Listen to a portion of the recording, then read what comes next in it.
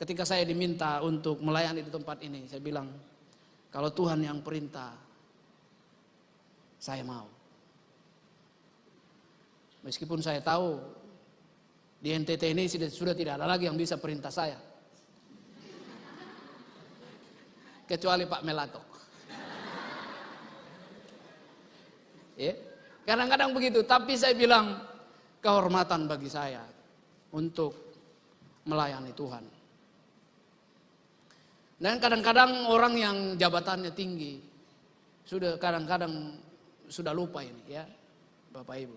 Ke gereja sudah lupa. Untuk naik pangkat maka godaan datang. Kamu harus begini ya, istilah saya bilang loncat pagar ya. Loncat pagar, ngerti nggak Bapak Ibu apa maksudnya loncat pagar itu?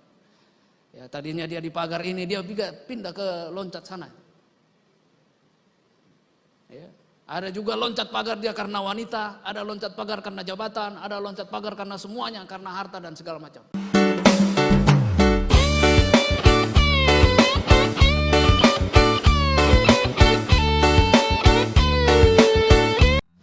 Dan saya kira juga ada anak buah saya yang hadir, ada paduan suara Polda, ada ini dan Lanut ada di depan paling duduk depan ini.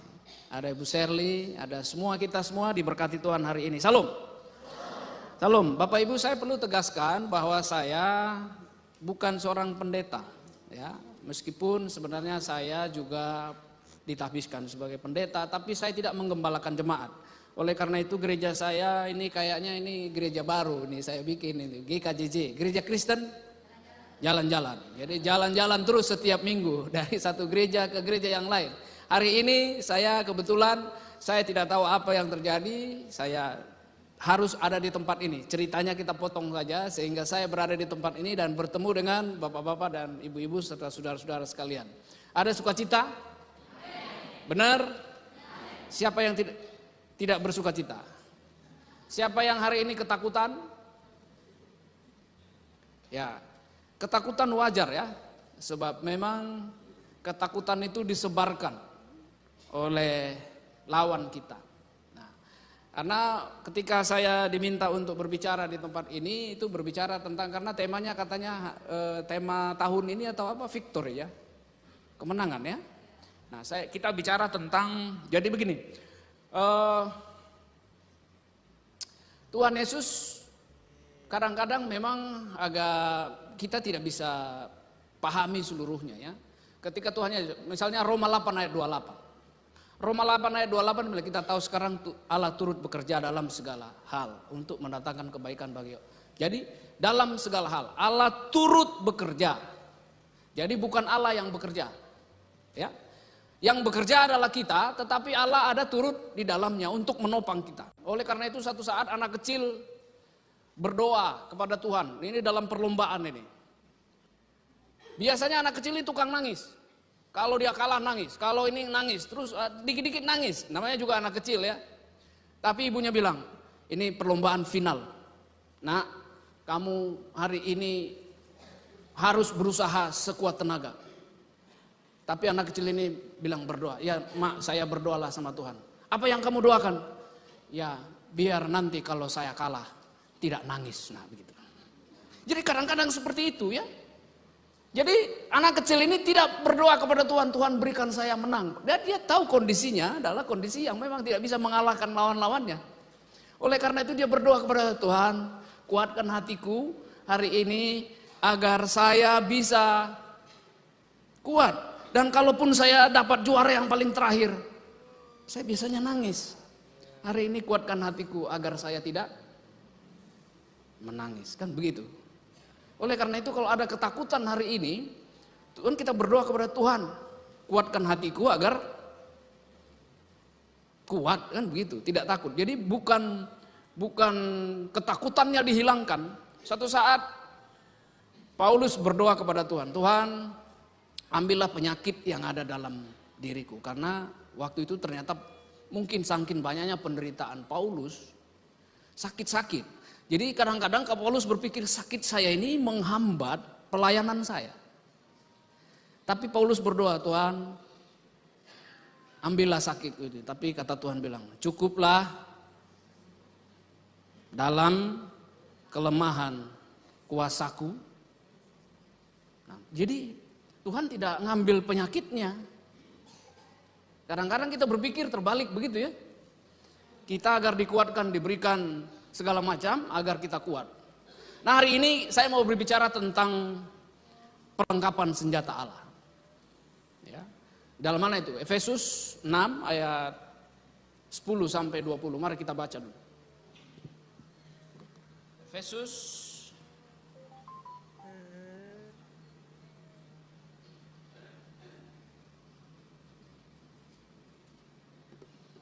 6 ayat 10 sampai dengan ayat 20 lah ya.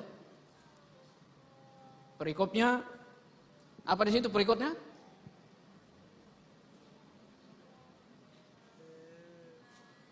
Ya, Efesus 6 ayat 10. Akhirnya hendaklah kamu kuat di dalam Tuhan dan di dalam kekuatan kuasanya. 11.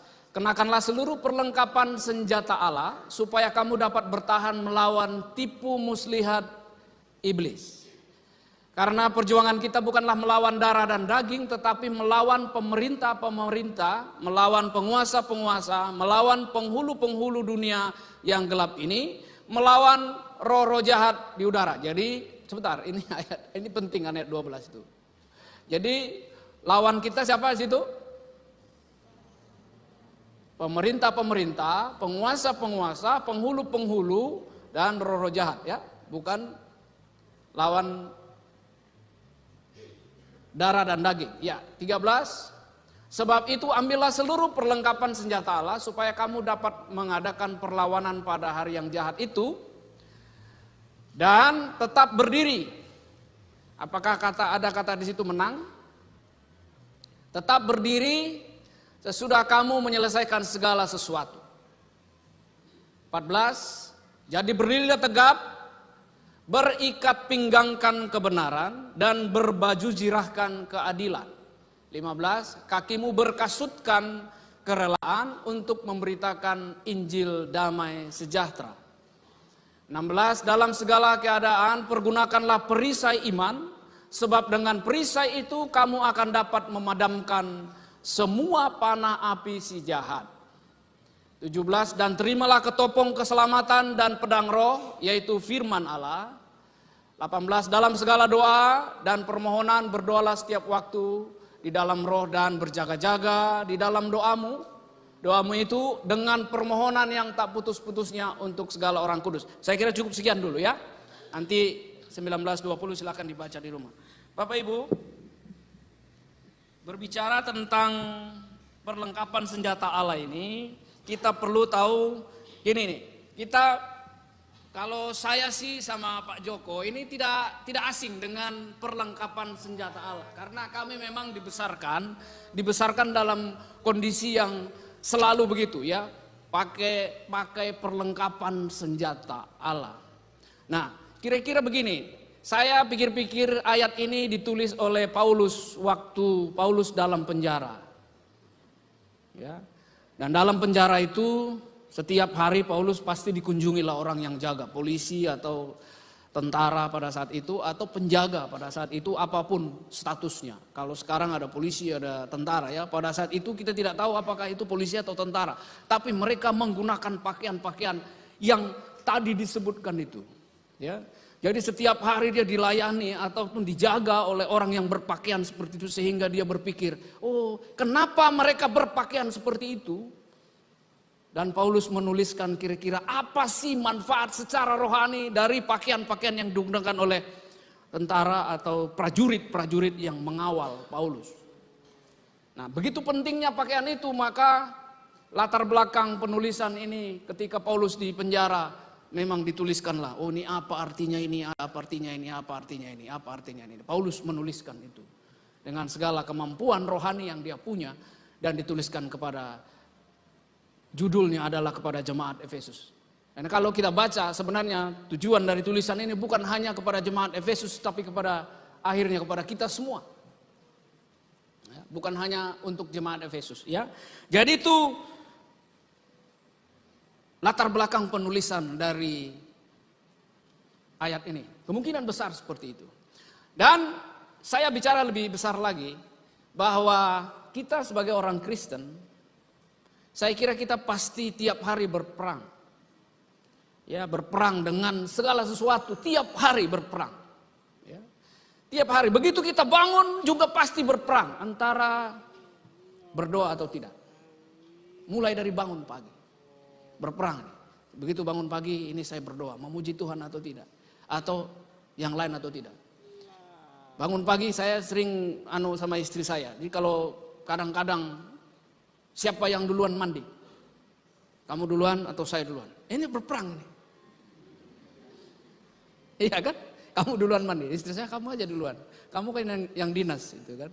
Ya enggak, biasanya perempuan yang lama mandi, perempuan aja dulu.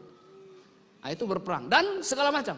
Dan kita di restoran, pergi ke restoran tadi malam. Pesan apa? Ya, kalau pergi ke restoran 10 orang. Pesan, biasanya kita cenderung siapa yang pesan duluan itu, itulah seperti itu. Ya kan?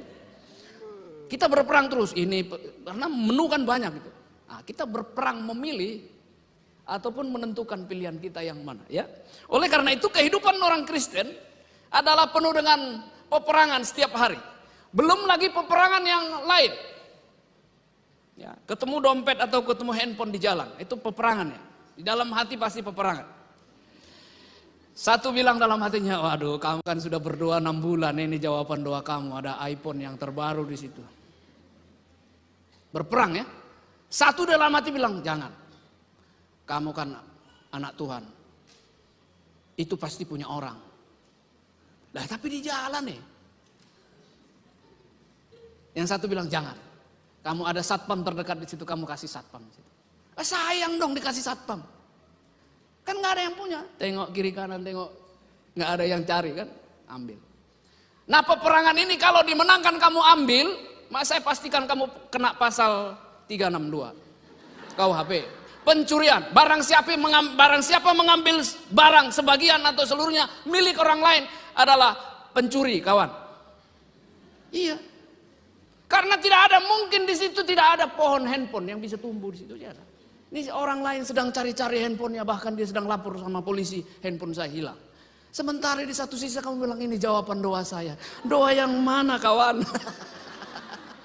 Jadi tiap hari kita ini ada dalam kondisi peperangan. Dalam memutuskan sesuatu persoalan, tiap hari kita ada perang, ya. Perang.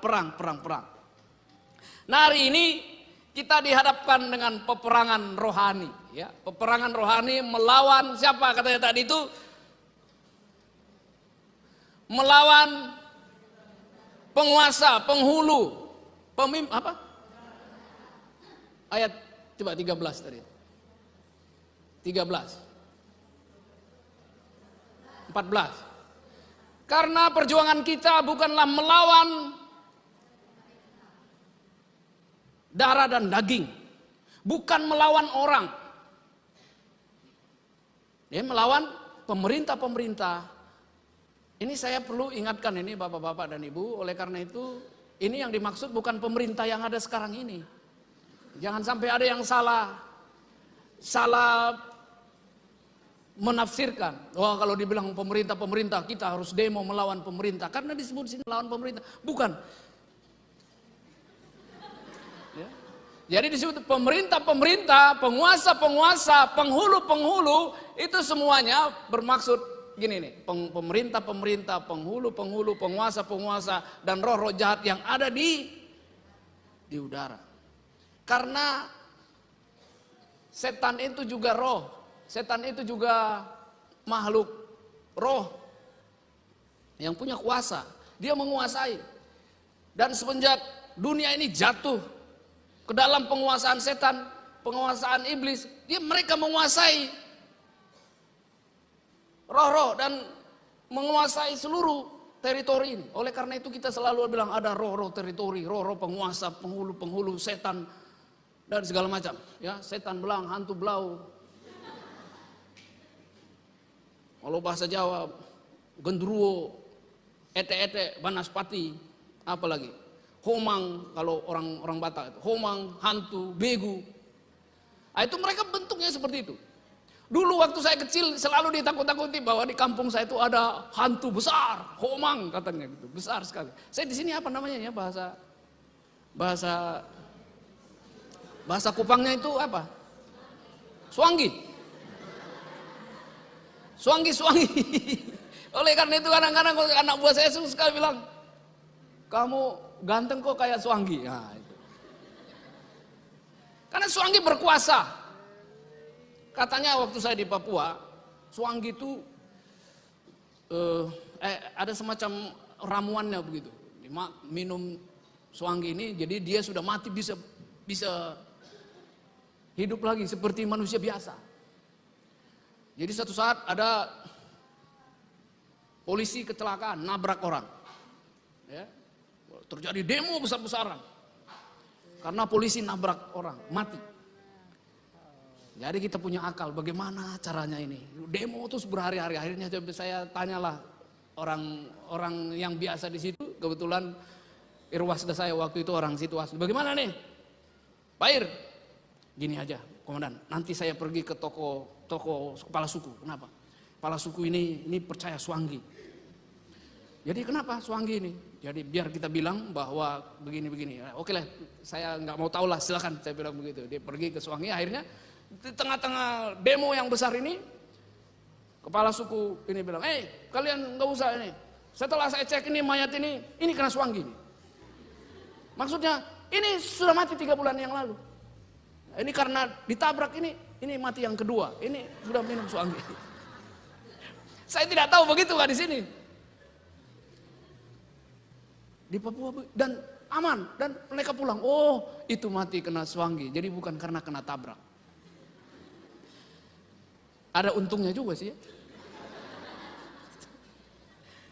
Nah, oleh karena itu dalam peperangan kami yang setiap hari berlatih atau kami dibesarkan dalam kondisi ini, maka kita perlu mengetahui sebenarnya musuh-musuh kita itu, ya. Selain mereka pemimpin, pemerintah, penguasa, adalah juga mereka adalah roh-roh jahat.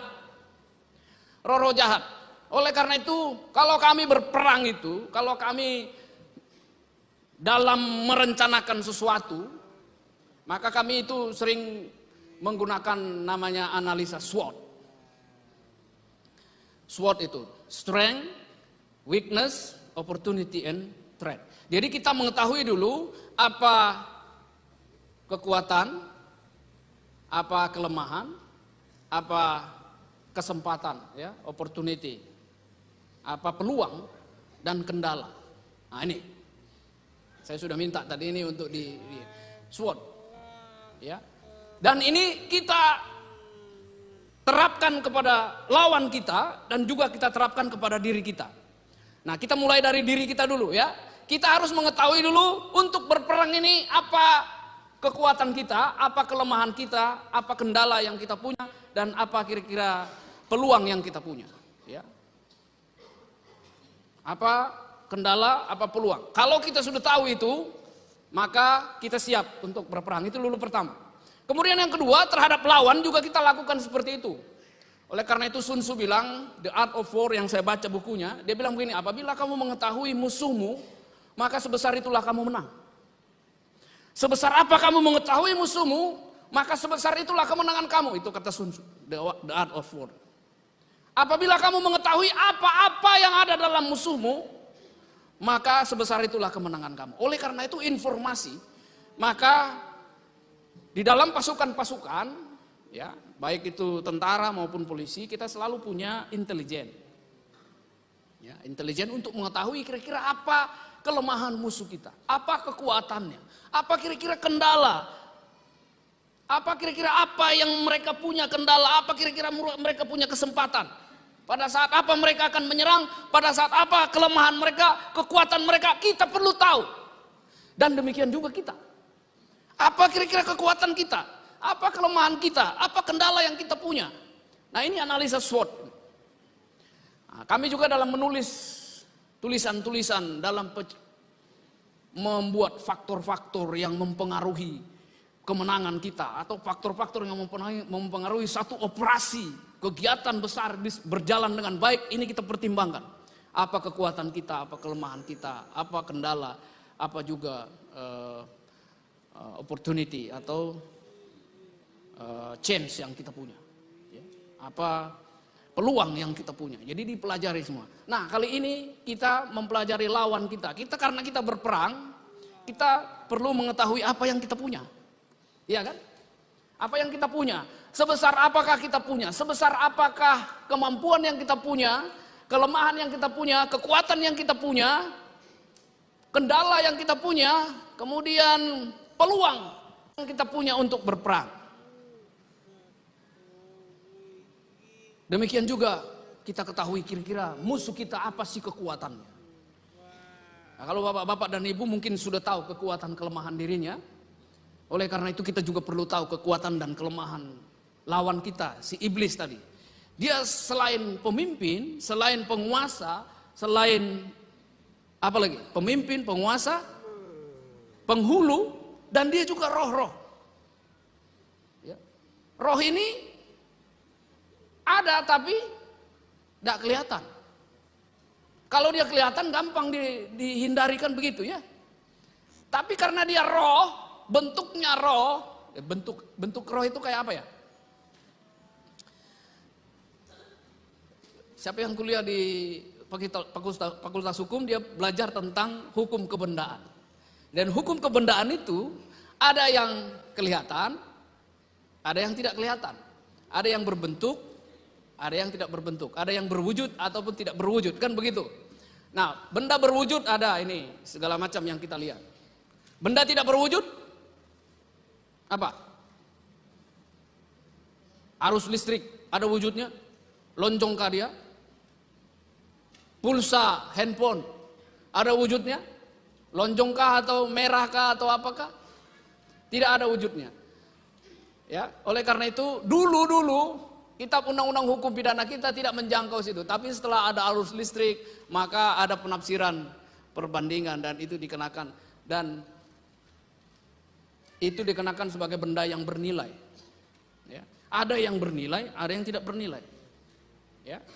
Ada yang benda tidak bernilai, ada yang benda bernilai. Misalnya seperti arus listrik tadi itu. Ada orang, di mana arus listrik? Saya nggak percaya ada arus listrik. Tunjukkan kepada saya, bulatkah, merahkah, birukah dia? Maka kau tinggal suruh panjat itu tiang listrik, kau pegang itu tiang listrik, baru kau tahu rasa itu ada bentuknya kayak apa ya. Nah, jadi karena roh yang lawan kita ini, dia tidak berwujud, dia tidak berbentuk, tapi dia bisa berbentuk nggak?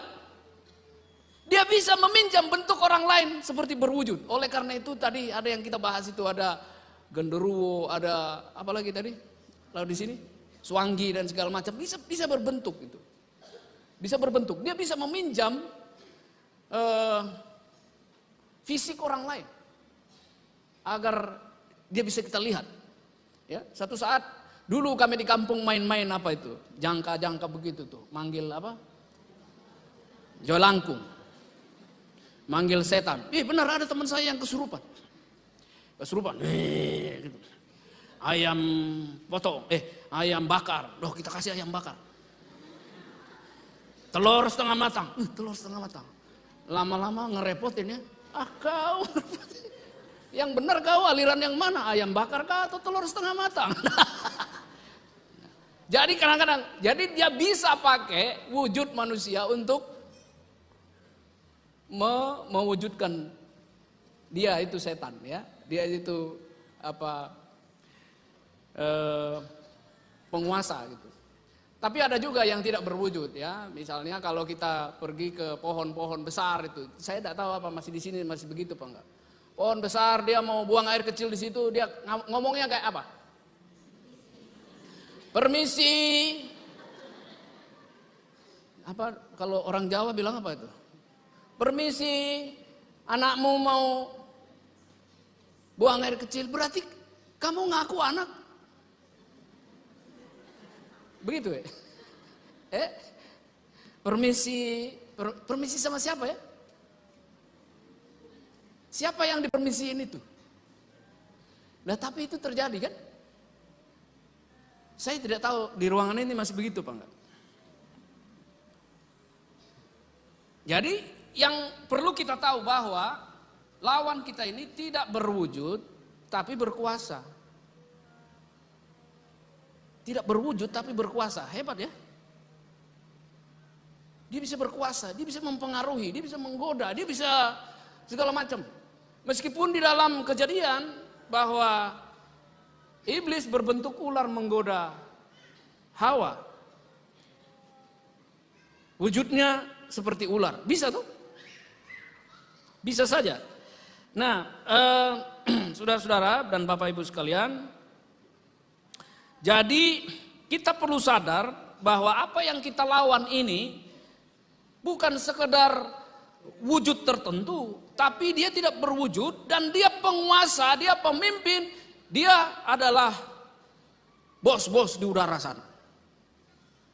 Jadi kalau dia penguasa di satu teritorial, bahwa kita melawannya, kita perlu harus juga tahu. Oleh karena itu seperti tadi analisa SWOT itu, apa kekuatannya, apa kelemahannya, apa peluang yang kita punya, apa kendala yang kita punya, ya, melawannya, itu ya. Jadi dalam wujud keseharian kita semua pernah digoda oleh penguasa-penguasa ini. Pernah dicobai dan pernah pasti dilawan oleh penguasa-penguasa ini. Nah, sebanyak kita apa yang dilawan, maka kalau kita menang, maka kita akan berbeda dan tidak ikut dengan apa yang diinginkan oleh iblis ini. Tapi kalau apa yang diinginkan kita ikuti, bahwa kita berarti kalah, kan begitu ya. Jadi godaan-godaan yang sekarang ini ya saya singkat aja lah. Bapak Ibu, saya mau buka pengertian kita bahwa yang kita lawan ini adalah penguasa-penguasa. Dia roh-roh jahat. Jadi kejahatan yang dia punya, dia bisa saja dibungkus dengan hal-hal kebaikan. Bisa saja dibikin seperti baik, tapi pada kenyataannya adalah jahat. Oleh karena itu, Bapak-bapak dan Ibu, kalau kita belajar analisa, berbicara analisa, kita terus menganalisa perbuatan-perbuatan yang dilakukan oleh si jahat, godaan-godaan yang dilakukan oleh si jahat, maka cara menganalisanya tidak lain dan tidak bukan hanya melalui Alkitab ini. Tidak ada cara lain untuk bisa kita menganalisa, ya. Jadi sekarang ini seperti seperti kami para pejabat ini digoda 3 ta, ya. Apa ta? Harta, tahta, wanita, ya. Harta, dia lulus masalah harta, maka digoda masalah tahta. Oh, harta dia waktu masih pangkat rendahan, dia masih kuat naik sepeda motor. Dia masih bangga naik sepeda motor. Sepeda motor ini dicuci terus, dipergunakan dengan baik, dirawat terus sepeda motor ini. Sehingga iblis bilang, kalau kita goda pakai harta dia sudah kuat. Maka kita goda dulu pakai tahta. Kita naikkan dulu jabatannya. Jabatan identik dengan penghasilan. Ya. Naikkan dulu jabatannya, naikkan pangkatnya. Nah, ini kalau naikkan pangkatnya, tadinya dia sopan, tadinya dia baik, dan sudah mulai ada kuasa. Ada jabatan lebih tinggi, maka mulailah berangan-angan memikirkan hal-hal yang lain. Karena jabatannya naik. Jabatan makin tinggi, otomatis pendapatan makin tinggi. Yang tadinya motor, dia naik motor, sudah naik Avanza. Lihat kiri kanan Avanza kurang bagus, dia naik Kijang Innova. Kijang Innova juga sudah ketinggalan, naik Fortuner. Fortuner juga sudah tidak puas lagi, naik misalnya yang lebih bagus lagi. Ya. Apalah. dan mulai berbeda. Ya, sudah mulai berbeda. Terutama kalau datang ke gereja, sudah mulai ada teori pengampunan. Kalau ke gereja itu kita sudah tidak lagi, karena sudah jadi bos. Apa tadi yang disampaikan oleh Pak Mel Atok, ketika saya diminta untuk melayani di tempat ini, saya bilang, kalau Tuhan yang perintah, saya mau. Meskipun saya tahu di NTT ini sudah tidak ada lagi yang bisa perintah saya, kecuali Pak Mel Atok. Ya, kadang-kadang begitu, tapi saya bilang kehormatan bagi saya untuk melayani Tuhan. Dan kadang-kadang orang yang jabatannya tinggi kadang-kadang sudah lupa ini, ya Bapak Ibu, ke gereja sudah lupa, ini sudah lupa. Ya, ini saya katakan ini karena teman-teman saya juga banyak begitu, ya. Untuk naik pangkat maka godaan datang. Kamu harus begini, ya. Istilah saya bilang loncat pagar, ya. Loncat pagar, ngerti nggak Bapak Ibu? Apa maksudnya loncat pagar itu? Ya, tadinya dia di pagar ini, dia pindah ke loncat sana. Ya. Ada juga loncat pagar dia karena wanita, ada loncat pagar karena jabatan, ada loncat pagar karena semuanya, karena harta dan segala macam. Teman-teman saya banyak yang begitu. Dan kami ini godaannya juga seperti itu. Ketika saya bertugas di satu tempat, godaannya begitu. Fasilitonga begini. Ya, saya bilang, ya kadang-kadang kita hampir tergelincir juga.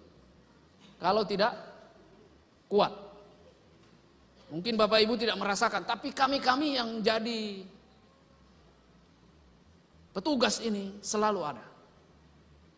Dan tidak sedikit yang tergelincir. Sekarang sudah tidak lagi bersama kita. Pergi dia. Nah, oleh karena itu Bapak-bapak dan Ibu, kalau kita sudah tahu kekuatan lawan kita, maka kita perlu tahu juga kekuatan kita, apa yang kita punya. Nah, hari ini kita diajar oleh firman Tuhan di dalam Efesus ini, apa yang kita punya untuk bisa bertahan. Saya kalau lihat ya,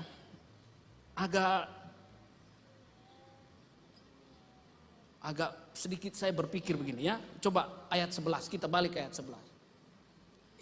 Kenakanlah seluruh perlengkapan senjata Allah supaya kamu dapat apa di situ? Bertahan.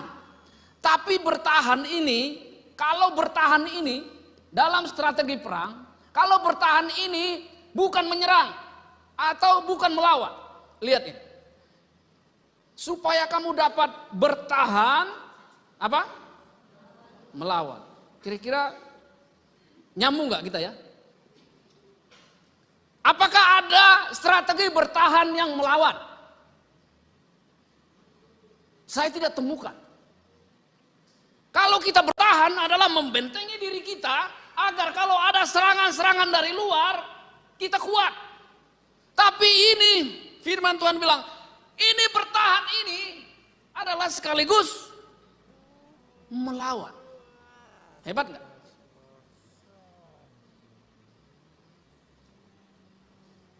Terus selanjutnya ayat 12. Perjuangan kita bukan melawan, kata melawan di situ. Terus melawan lagi. Melawan penguasa-penguasa, melawan penghulu-penghulu. Kemudian melawan roh-roh jahat. Tapi dengan cara bertahan. Nah, mari kita terus lanjut ya. Mari kita buka. Kira-kira senjatanya apa saja sih?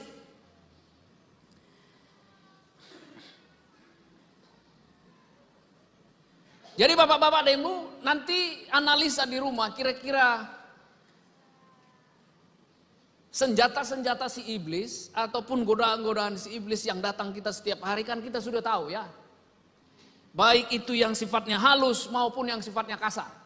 Ada yang sifatnya halus, ada yang sifatnya kasar, ada yang sifatnya tidak langsung, ada yang sifatnya langsung, ada yang sifatnya dalam bentuk godaan, ada yang sifatnya dalam bentuk janji-janji.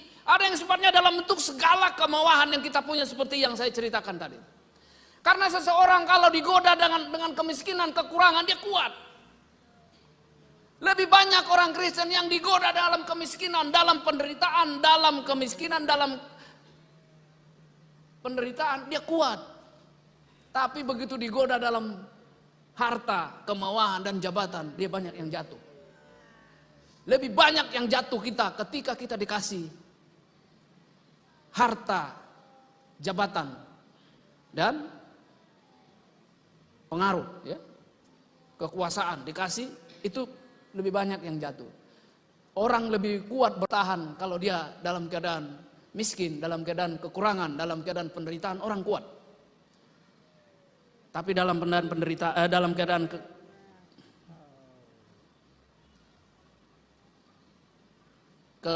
kepunyaan yang dia punya, banyak orang yang jatuh, ya. Nanti kita lihat di sebelah kiri kanan kita, tetangga ataupun saudara, teman-teman kita. Nah, setelah kita mengetahui siapa musuh kita, kekuatan, perlengkapan, cara, taktik yang dia pakai untuk menghancurkan kita, maka kita perlu sadar diri karena ketidakmampuan kita, maka kita perlu dan harus berlindung, meminta pertolongan dari Tuhan Allah, karena hanya Dialah yang mampu memberikan pertolongan dan mampu mengalahkan iblis itu. Strategi kita berperang ada dua cara kalau yang saya catat. Ada strategi bertahan, ada strategi menyerang. Kalau kita nonton sepak bola, ada strategi bertahan, ya, defensif. Ada juga yang strategi ofensif, menyerang. Tapi yang disebut di sini, Tuhan menginginkan kita bukan menyerang. Tapi nanti dari seluruh peralatan yang dia diberikan kepada kita adalah strategi untuk tadi bertahan. Untuk tadi kuat bertahan, ya. Mari coba kita tunjukkan kira-kira gambarnya perlengkapan senjata Allah itu. Ada nggak? Nah, ini. Ya. Jadi mulai dari ikat pinggang. Nah, ikat pinggang, kemudian baju zirah, kemudian ketopong keselamatan, kemudian apa lagi? Perisai iman, ada doa di situ nanti. Ada doa, perisai iman, dan kasut kerelaan, serta yang terakhir disebut di situ ada pedang roh. Ya. Mari kita mulai dari satu. Yang pertama adalah berikat pinggang. Ikat pinggang kebenaran disebut di situ, ya.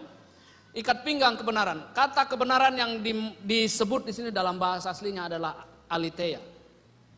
Aletheia, kalau saya lihat di dalam kamusnya, kebenaran yang ada di dalam batin atau pikiran atau hati kita. Jadi kebenaran yang ada di dalam batin atau pikiran ahli kita. Kenapa kira-kira Paulus menuliskan yang pertama harus ikat pinggang ini? Coba gambar ikat pinggang ini.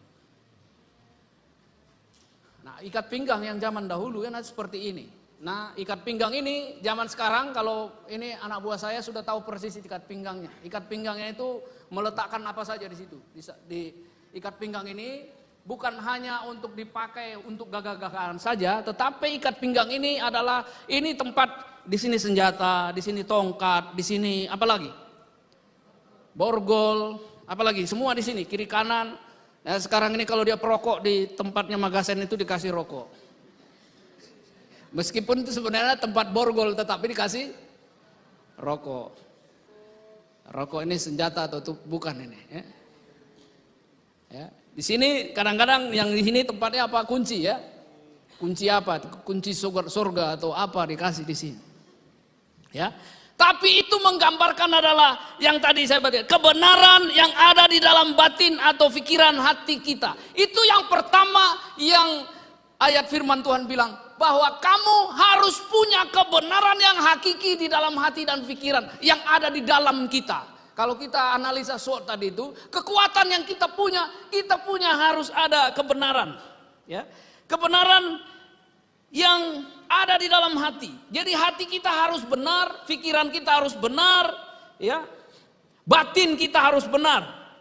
Ini perlengkapan yang utama dan terutama disebut itu yang pertama. Ya. Ya saya tidak sebut, nanti dalam Yesaya 11 ayat 5 yang menyebutkan tidak akan menyimpang dari kebenaran dan kesetiaan seperti ikat pinggang, tetap terikat pada pinggang. Memang mungkin Paulus melihat dari ayat ini, Yesaya 11 ayat 5 ya. Jadi kebenaran yang kita punya itu adalah pertahanan, kekuatan yang paling hebat. Kebenaran pikiran, kebenaran perasaan, kebenaran hati yang kita punya. Karena kenapa? Karena kalau kita tidak benar, apa yang keluar dari dalam hati itulah yang keluar, yang bahaya toh. Jadi segala sesuatu yang keluar di mulut ini berasal dari dalam hati pikiran ya. Nah, kalau Matius 15 ayat 18 sampai dengan 20, tetapi apa yang keluar dari mulut berasal dari hati. Dan itulah yang menajiskan orang. Karena dari hati timbul segala pikiran jahat. Ya. Pikiran jahat. Itu pembunuhan, perzinahan, percabulan, pencurian, sumpah palsu dan hujat, dan semua ini adalah kelengkapan-kelengkapan yang iblis punya. Ya. Pikiran jahat, pembunuhan, perzinahan, percabulan, pencurian, sumpah palsu dan hujat, itu semua yang iblis punya. Dan kalau itu keluar dari dalam kita, berarti kita tidak ada kebenaran ya. Coba Markus 7 ayat 20 sampai dengan 23, Markus 7. Katanya katanya lagi, apa yang keluar dari seseorang itulah yang menajiskan. Terus, sebab dari hati orang timbul segala pikiran jahat, percabulan, pencurian, pembunuhan, terus perzinahan, keserakahan, kejahatan, kelicikan, hawa nafsu, iri hati, hujat, kesombongan, kebebalan. Semua hal-hal jahat itu timbul dari dalam dan menajiskan orang. Jadi oleh karena itu Paulus menuliskan dalam Alkitab kita ini yang penting terutama dan yang paling pertama adalah kebenaran yang ada di dalam hati, pikiran, yang ada di dalam sini. Ya. Oleh karena itu, saudara-saudara, mari kita miliki kebenaran. Pikirkan dulu kebenaran ini, masukkan di dalam hati, dan itu akan menjadi latar belakang dari apa ucapan, pikiran, kehendak, perasaan kita. Kalau bukan itu, berarti itu yang keluar tadi, yang menajiskan orang. Yang kedua, peralatan yang kedua, baju zirah. Baju zirah ini. Nah, ini pada belakangan ini memang ada modifikasi baju zirah. Tapi baju zirah yang sesungguhnya pada saat yang mungkin dilihat Paulus waktu prajurit itu datang, bukan seperti ini. Tapi dia yang hanya melindungi ini dan melindungi bagian tubuh utama. Ya, tubuh utama ini karena di sini terdapat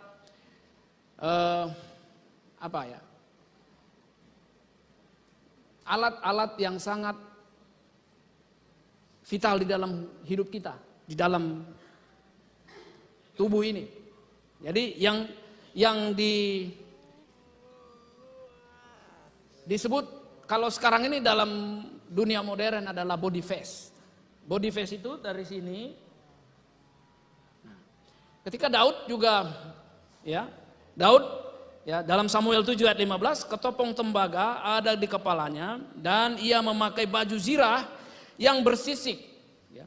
Jadi baju zirahnya itu terdiri dari kepingan-kepingan atau lempengan-lempengan logam yang apabila kalau ada serangan-serangan terhadap tubuh, baik itu panah maupun itu tombak, itu bisa kuat. Nah, baju zirah yang seberatnya itu disebut di sini di dalam 1 Samuel 17 ayat 5 adalah beberapa beratnya itu sekitar 5.000 sikal. Kalau dibilang 5.000 sikal itu kalau kita konversikan dengan beratnya sekarang itu kira-kira 57 kilo. Ini beratnya. Dan waktu kami di Papua kalau pergi ke hutan atau lewat daerah-daerah tertentu kami pasti pakai body vest ini. Anak buah saya atau ajudan saya sangat marah kalau saya tidak pakai. Pakai komandan. Pakai yang mana? Ada 2 jenis kita punya. Ada yang satu berat sekali. Anak berat sekali itu dia tembus terhadap peluru. Tidak tembus terhadap peluru, dia kuat. Tapi kalau dari yang agak ringan ini, itu hanya misalnya ya tombak atau panah tadi itu. Kan serangan saya bilang panah saja, oh belum tentu komandan, bisa saja ada senjata.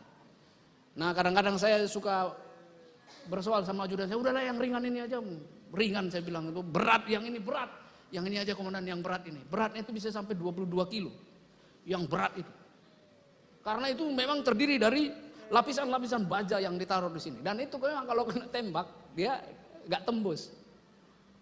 Dan musuh nembaknya adalah di sini, karena di sini adalah ada apa di sini?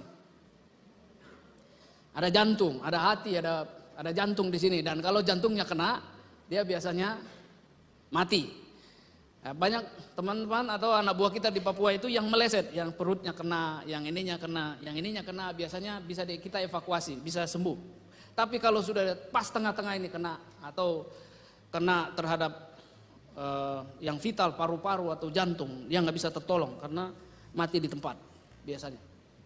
Ya, oke, saya balik kepada baju zirah ini. Baju zirah ini bahasa aslinya disebut ini di kayosun, ya, di kayosun.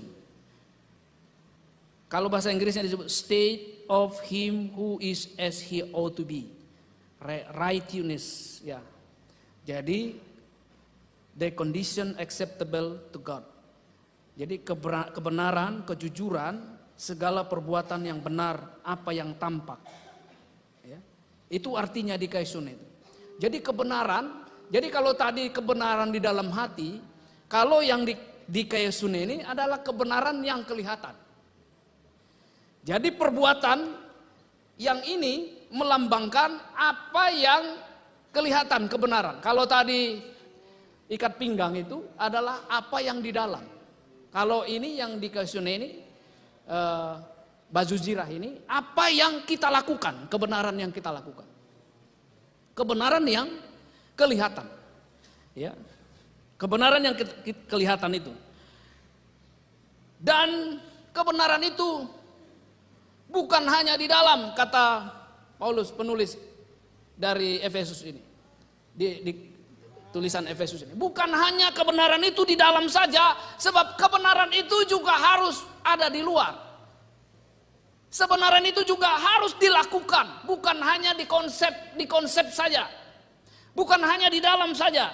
Oke, benar di dalam, tapi kalau pas pada saat pelaksanaannya tidak benar, itu juga tidak merupakan senjata pertahanan bagi kita. Jadi kita mengetahui kebenaran dan melakukan kebenaran itu. Jadi apa yang dipikirkan benar juga harus dilakukan benar. Itu maksudnya baju zirah ini. Yang ketiga adalah kasut kerelaan. Ya, kasut kerelaan. Kasut kerelaan bahasa aslinya disebut hetoimasia. Ya. Ini kasut kerelaan ini sepatu ya kalau kita kenal sekarang ini, tapi pada zaman itu adalah terdiri dari kulit yang dimana kulit-kulit ini dikasih, coba ada gambarnya. Nah, seperti ini. Kulit-kulit ini di dalamnya itu dikasih lempengan-lempengan baja atau paku-paku agar dia kuat menginjak segala medan. Baik itu yang keras maupun yang lembut, yang licin maupun tidak licin. Kalau saya bicara licin, kira-kira identik dengan apa? Licin identik dengan godaan-godaan iblis yang banyak membuat kita tergelincir. Tergelincir. Ya.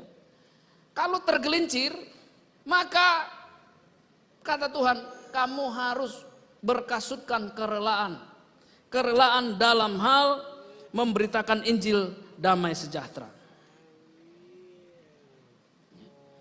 Kerelaan ini saya juga berpikir waktu itu, apa hubungannya ya memberitakan Injil, rela memberitakan Injil dengan sepatu ini, dengan alas kaki ini. Iya. Kalau saya pikir-pikir benar juga, karena banyak orang tidak pakai alas kaki, tidak pakai fasilitas, tidak pakai hal-hal yang berhubungan dengan agar dia rajin, itu menjadi alasan orang untuk tidak memberitakan Injil. Pergi ke sana tidak ada. Nah, sekarang ini sudah berkembang ya. Kalau dulu alas kaki, mungkin sekarang sudah mulai masuk kepada peralatan-peralatan yang gunakan untuk pergi. Satu gereja dulu saya pernah memberitakan firman Tuhan. Ininya mati, apa namanya? Mic-nya mati. Jadi saya, gimana? Para pengerja bilang, gimana Pak Silitonga, lanjut saya bilang. Kenapa? Suara saya bisa. Tanpa ini juga. Jadi habis pemberitaan firman Tuhan memang kerongkongan saya terasa kok kayak mau putus gitu. Jadi kita ini bersyukur ada pengeras suara. Ya. Sekarang ini banyak orang berpikiran hal-hal yang membuat kita tergelincir agar kita tidak memberitakan firman Tuhan. Banyak sekali hambatan. Ya. Hambatan-hambatan yang secara formal maupun secara informal. Hambatan-hambatan yang paling banyak sekarang untuk kita tidak memberitakan firman adalah karena kita tidak mampu, kan begitu ya. Saya tidak ada talenta untuk memberitakan firman Tuhan. Ini saya beritahu bapak-bapak dan ibu, memberitakan firman Tuhan seperti apa yang saya lakukan sekarang ini yang paling mudah. Yang paling mudah. Ini derajat yang paling rendah. Jadi bapak-bapak pun jangan anggap saya hebat, ini enggak. Ini yang paling mudah. Karena khotbah yang bagus, khotbah yang hebat banyak di YouTube, di mana-mana banyak, ya kan? Dan memberitakan firman Tuhan di sini seperti apa yang saya lakukan, ini yang paling gampang. Dan bapak-bapak ini nggak perlu harus bangga sama saya terus menganggap saya hebat sekali, enggak. Yang paling susah begitu nanti pulang dari sini, begitu keluar dari situ, dari gerbang itu yang paling susah. Maka kita akan keluar ejek-ejek dan segala macam. Ya, satu saat waktu saya masih muda, keluar dari gereja ini. Saya waktu itu masih naik sepeda motor. Sepeda motor ada ininya, remnya itu kan yang bulat itu di sini. Tiba-tiba tergores ke mobilnya, ada mobil. Sini ke mobilnya marah-marah, weng gitu mobilnya. Yang punya mobil bilang, hei, kenapa Pak? Saya bilang, itu mobil saya. Oh iya Pak, terima kasih. Loh, kok cuma terima kasih saja? Ya saya juga bingung mau ngapain. Ya saya mohon maaf Pak. Kok cuma maaf saja? Kamu tidak kenal saya? Ya tidak Pak. Saya bilang, kamu tidak kenal saya? Iya Pak, saya bilang. Bapak aja tidak kenal Bapak siapa apalagi saya bilang. Dia marah terus. Lama-lama saya bilang, nah, namanya juga kita anak muda masih agak usil sedikit itu. Pak, kalau Bapak punya mobil tidak bisa tergores sedikit atau tersentuh sedikit oleh motor saya, Bapak besok-besok ini mobil Bapak itu kasih laminating lah saya bilang. Kasih apa case-nya kayak handphone itulah, kasih apa namanya itu? Silikon lah atau apa saya bilang. Marah dia. Nah itu kadang-kadang begitu. Begitu keluar dari sini, maka akan muncul godaan-godaan. Nanti jalan ini macet, ya kan? Kira-kira godaannya apa? Pas kamu buka kaca terus yang lewat itu karena macet dia diludahin. Tuh, pas di sini ludah. Kira-kira gimana? Keluar parang dari kamu. Hei, awas kamu. Dicatat nomornya dan segala macam. Padahal baru keluar dari gereja dan kita bicara tentang senjata dan perlengkapan senjata Allah. Jadi kerelaan, berkasutkan kerelaan untuk memberitakan firman Tuhan ini bukan hanya bicara di sini, tapi bicara di rumah, bicara di tetangga, bicara di teman, bicara semuanya tentang firman Tuhan. Karena kita ini adalah firman Tuhan yang hidup mestinya. Ya kan? Melihat kita orang, jadi dulu ya, waktu saya masih muda dulu, kan kita sering ke diskotik, saya harus bilang ini. Jadi teman-teman saya ada 4, kami dulu berlima. Mereka nggak pergi 4 orang ini kalau saya tidak ada. Waduh, kurang 1 nih. Dia telepon saya, kamu lagi ngapain? Waduh, saya lagi nggak enak badan ini. Kurang 1 ini, kamu harus ikut. Benar, lengkap. Jadi kami berlima lengkap. Lama-lama saya pikir ini saya bertobat. Ya. Kalau mereka telepon saya pasti mereka gagal. Karena saya pasti ngomong, kamu ke diskotik mau ngapain? Kamu udah tua, gigi sudah begini, ini anak udah ngapain lagi kamu? Lama-lama bilang, jangan telepon bapak itu. Karena kalau kita telepon bapak itu gagal kita pergi. Nah mestinya begitu. Ya kan? Tadinya kita pelengkap untuk hal-hal yang jelek. Sekarang menjadi pelengkap hal-hal untuk yang baik. Sekarang kalau mereka telepon saya, jangan telepon bapak itu. Kenapa kalau ditelepon? Kita gagal pergi, kita pasti dikasih ayat-ayat firman Tuhan. Nah, sekarang siapa yang begitu ini? Memberitakan kerelaan kita memberitakan firman Tuhan. Saudara-saudara, bapak-bapak dan ibu. Itu dia bilang digambarkan dengan kasut yang penuh dengan paku-paku itu. Jadi kamu tidak perlu takut lagi, tidak perlu takut tergelincir, tidak perlu takut ada segala macam, ada duri, ada yang menghalangi untuk kita menjelaskan atau menyampaikan firman Tuhan. Kepada siapa saja. Ya kan? Yang selanjutnya adalah yang keempat adalah perisai iman. Ada gambar perisai itu apa? Coba lihat. Nah, gambar perisai ini sekarang juga sudah ada modifikasi. Ada yang perisai besar, ada yang perisai kecil ya. Dulu awalnya kecil-kecil. Jadi hanya segini karena begitu ya. Jadi kalau ada panah dan di sini disebut adalah untuk menahan serangan panah api si jahat. Nah, panah api si jahat ini memang mungkin karena tadi begini ya. Saya gampangkan aja. Ikat pinggang sudah ada, baju zirah sudah ada, sepatu sudah ada. Sekarang iblis mau menyerang pakai apa lagi? Dia serang mungkin ini yang belum kan? Tadi ini sudah. Tangan, kaki belum ada pelindungnya. Maka pelindungnya untuk hal-hal serangan yang besar-besar adalah dia menggunakan perisai. Perisai untuk menghadapi serangan-serangan. Kalau secara spesifik di dalam Efesus ditulis adalah panah api. Memang zaman dulu panah itu kalau berperang mereka itu ditaruh dulu di aspal atau ter itu ya. Ter itu baru dinyalain terus ditembak. Nah, yang mampu menahan adalah perisai ini. Dulu perisai itu ada yang terbuat dari kayu teras kayu dibikin, ada yang berbuat dari logam. Logam ada kuningan, ada logam biasa ya. Tapi biasanya kalau sekarang ini kami zaman modern ini bukan lagi dari logam karena berat. Sekarang ini dibikin dari sejenis kaca itu. Ini kayak ini apa namanya? Mika ini. Ya, mika ini. Karena apa? Karena kalau dia dari dulu waktu masih zaman-zaman kami masih muda itu dari rotan dibikin. Rotan dibikin rotan kecil-kecil itu disusun begini, diikat. Nah, sekarang tapi dari mika ini. Karena apa? Jadi kita bisa lihat kita di balik belakang sini kita bisa tahu serangannya dari mana arahnya ya. Jadi kita arahkan begini.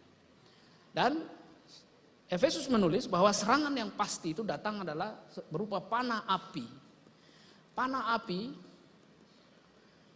bapak-bapak dan ibu, sering sekali serangan-serangan ini memang serangan yang berupa hal-hal yang keras ataupun hal-hal yang lembut yang seperti saya sebutkan tadi itu melalui apa saja yang kita punya, melalui indera yang kita punya. Serangan-serangan yang mematikan sekarang ini banyak sekali ya. Saya beritahukan kepada bapak-bapak dan ibu, kalau kita juga nonton media kita sekarang ini ya, YouTube dan segala macam, banyak sekali serangan terhadap orang Kristen sekarang ini ya. Serangan-serangan orang sekarang ini luar biasa. Baik itu serangan yang sama sekali bukan orang Kristen, maupun serangan-serangan yang mereka pura-pura jadi Kristen. Kalau saya bilang pura-pura jadi Kristen. Dia mengaku Kristen tapi sesungguhnya ajarannya bukan Kristen. Ya, banyak sekali sekarang. Misalnya seperti saksi Yehova. Itu mereka banyak sekali menggunakan ayat-ayat yang menyerang kita. Saya kasih contoh ini. Ayat-ayat firman Tuhan yang sering diselewengkan ya. Coba dibuka dulu Yohanes 1 ayat 1. Pada mulanya adalah firman. Ini sering sekali diselewengkan ya. Pada mulanya adalah firman, firman itu bersama-sama dengan Allah, dan firman itu adalah Allah. Di dalam terjemahan agama tertentu ataupun sekte tertentu yang saya bilang tadi itu adalah pada mulanya adalah firman, firman itu bersama-sama dengan Allah, dan firman itu adalah sebuah Allah. Jadi kalau bahasa Indonesianya sih nggak kelihatan, tapi di dalam bahasa Inggrisnya yang paling pas. And as a God dia bilang. Ditambah kata satu huruf saja, God. Ya, adalah sebuah firman. Dan ada lagi dia bilang firman itu, jadi dalam ayat-ayat tertentu ya, kalau kita baca firman itu pakai logika. Sekarang ini pakai logika, orang kita dipakai logika yang salah ya. Misalnya begini, Tuhan itu lapar atau tidak? Tuhan tidak pernah lapar. Yesus lapar, berarti Yesus bukan Tuhan. Tuhan tidak makan, Yesus makan. Berarti Yesus bukan Tuhan. Yang paling mematikan bilang, Tuhan tidak mati, Yesus mati di kayu salib. Berarti Yesus bukan Tuhan. Itu kan bicara logik. Tapi penafsiran yang salah dari logik itu. Mereka tidak bisa membedakan yang Tritunggal ya. Di mana Tuhan sebagai manusia dan Tuhan sebagai Allah. Dia orang Kristen tidak gila lah menuhankan manusia. Dan siapapun tidak bisa menjadikan Tuhan. Ya, Tuhan menjadi manusia dijadikan Tuhan tidak bisa. Yang ada adalah yang Tuhan yang Maha Kuasa itu bisa mengambil kemanusiaan. Itu jangan dibalik logikanya ya. Kita kadang-kadang sering dibalik logikanya. Apa itu Kristen tuh? Menuhankan manusia.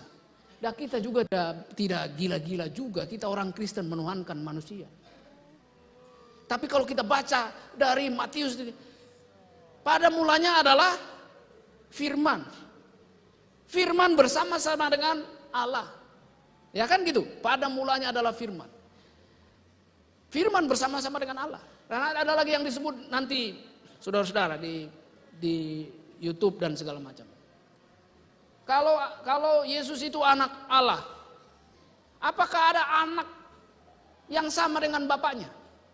Kalau begitu anak lebih muda dong dari bapaknya. Kalau begitu siapa yang menciptakan anak? Nah, kadang-kadang kita dihadapkan pada hanya satu pembacaan perikop yang diselewengkan pengertiannya. Kita tidak baca yang ayat-ayat yang inti bahwa pada sesungguhnya Allah, Yesus itu bersama-sama dengan Allah, dan Yesus itu adalah Allah ini. Dan yang saya sebutkan panah api si jahat tadi itu memang luar biasa.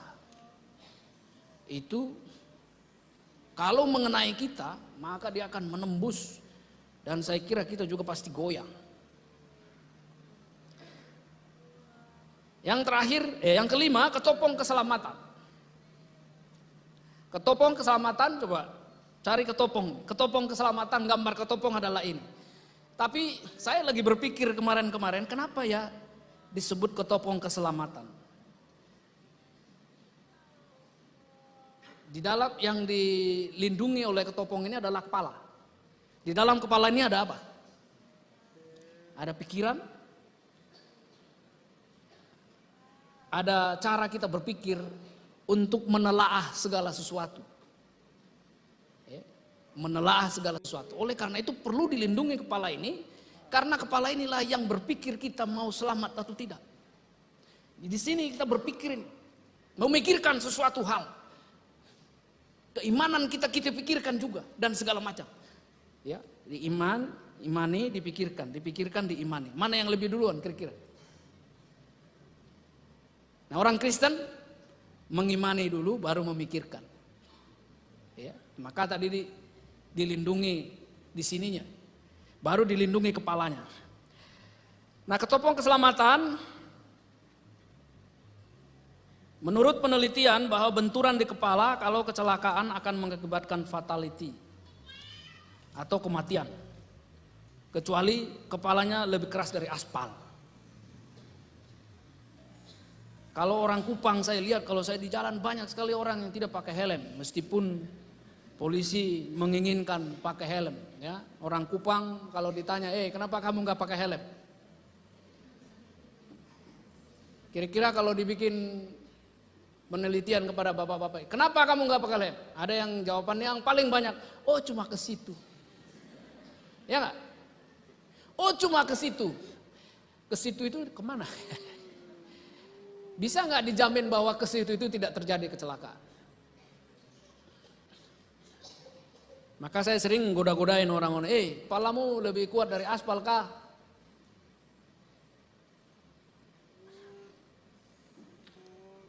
Jadi ketopong keselamatan, kenapa penting? Karena apapun yang kita lakukan, kalau bukan selamat ya percuma.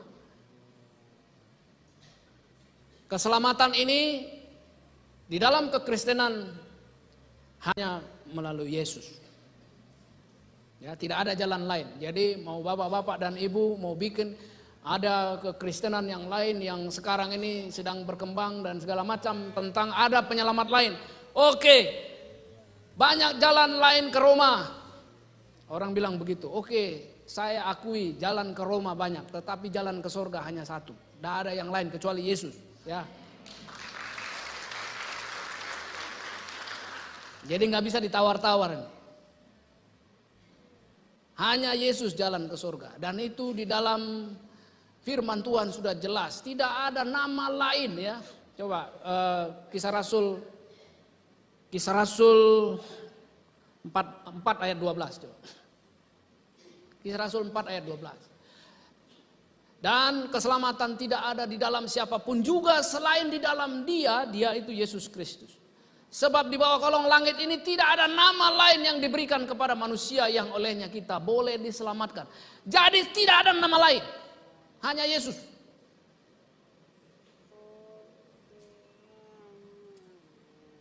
Coba Yohanes 14 ayat 6. Yohanes 14 ayat 6.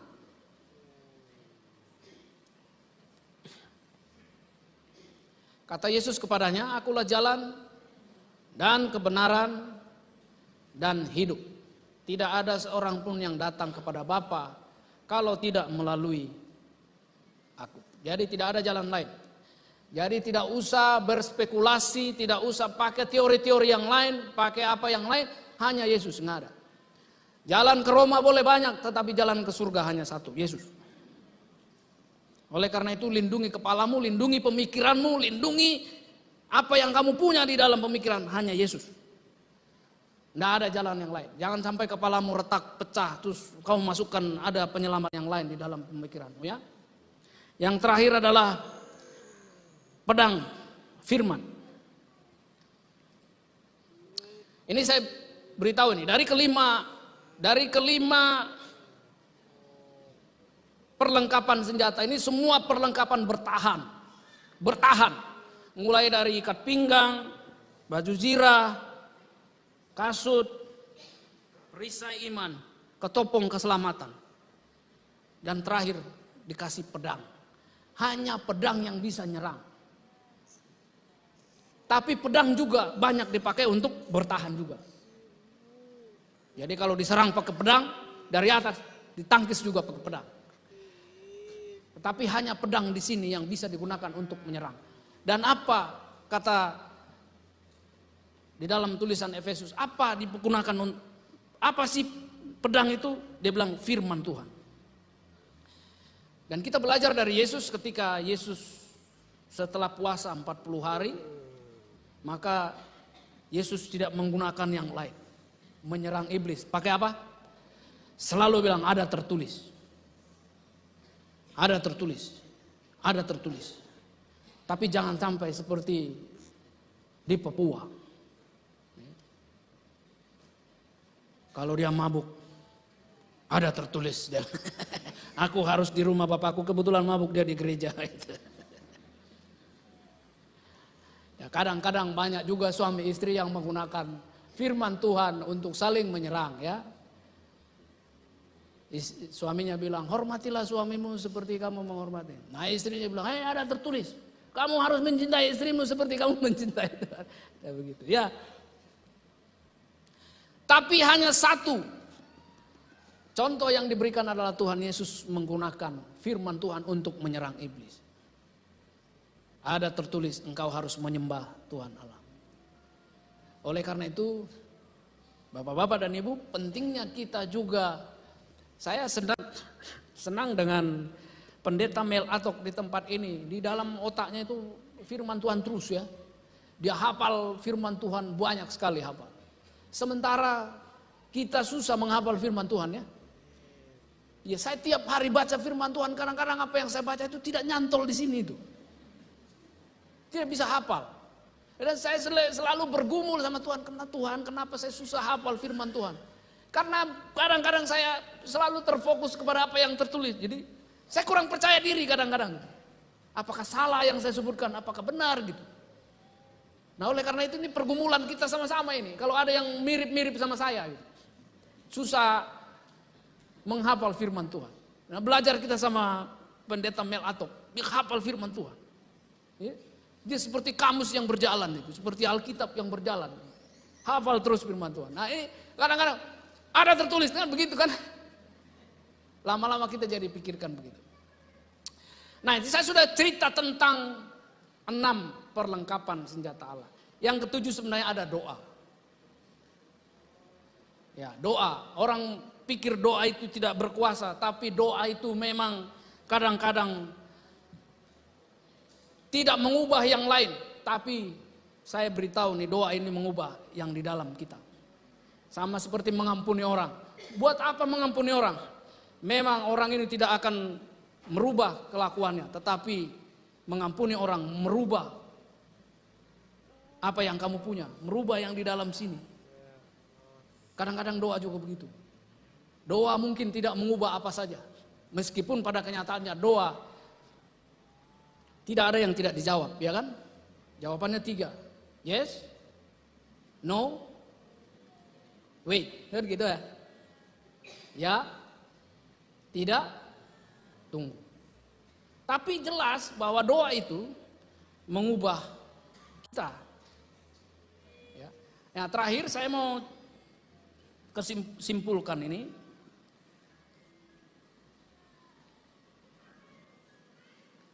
Ayat 10 ya, mari kita baca. Efesus 6 ayat 10. Akhirnya hendaklah kamu kuat di dalam Tuhan, di dalam kekuatan kuasanya. Kata kuat saya nanti Bapak Ibu cek di rumah, kata kuat itu kekuatan atau kuasa itu berasal dari kata dunamos atau dinamis, dinamit ya. Ya kalau kami mengenal betul dinamit ini kekuatannya kayak apa. Ya, kalau kita dulu bikin jalan terus ada batu, maka batu ini dibor dikasih dinamit, batu itu bisa pecah. Sekuat itulah sebenarnya. Hendaknya kita kuat di dalam kekuatan yang Tuhan punya. Nah, yang ayat 11 di sini duluan disebutkan kenakan seluruh perlengkapan senjata Allah. Sementara di ayat 13, ambillah seluruh perlengkapan senjata Allah. Mana yang duluan? Ambil terus kenakan. Nah, kalau saya baca, maka kita ambil semua perlengkapan senjata Allah, siapkan semua, ambil, kemudian pakai agar kita bisa kuat mengalahkan godaan-godaan. Bertahan di sini disebut adalah mengalahkan. Bertahan di sini disebut mengalahkan. Oleh karena itu, apa yang kita lakukan? Kita kuat bertahan, mengenakan, mengambil seluruh perlengkapan senjata Allah, kemudian mengenakannya. Maka kita akan kuat seperti Dunamos tadi itu. Tuhan Yesus memberkati.